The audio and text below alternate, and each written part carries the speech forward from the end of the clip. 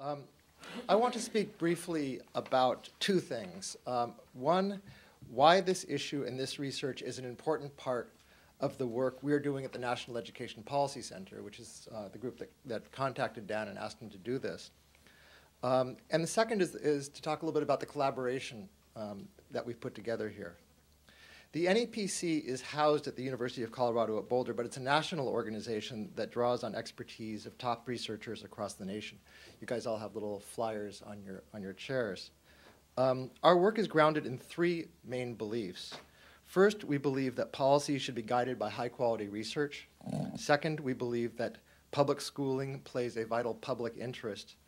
And third, we believe that there is a real need for an organization that facilitates the communication of research beyond the usual academic system of researchers talking to other researchers. So each year we put together a package of briefs and other work designed to present high-quality research to a wide audience using accessible language and explanations. That's where Dan comes in.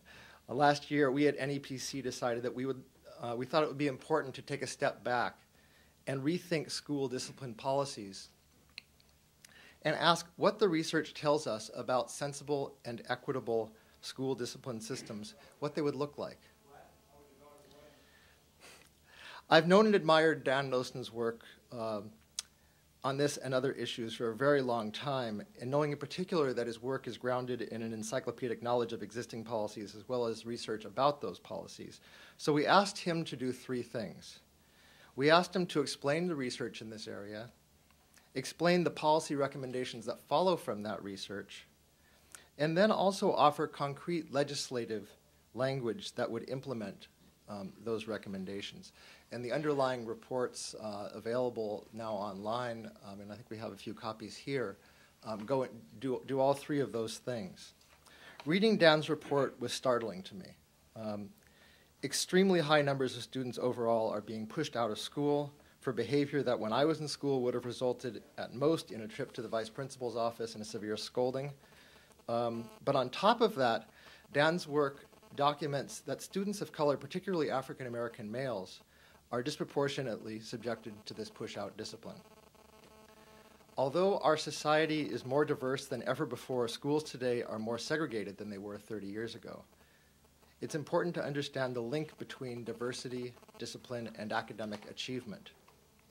The evidence presented by Losen shows that minority students are treated more harshly when it comes to discipline, and as a result of this harsh treatment, they suffer academically. Being kicked out leads to becoming a dropout.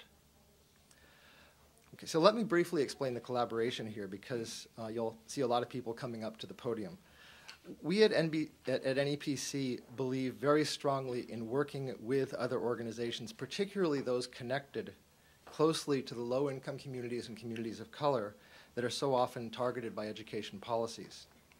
Too often, well-meaning researchers and policymakers design policy from afar and don't bother to work with those most affected, imposing from the top down rather than building together.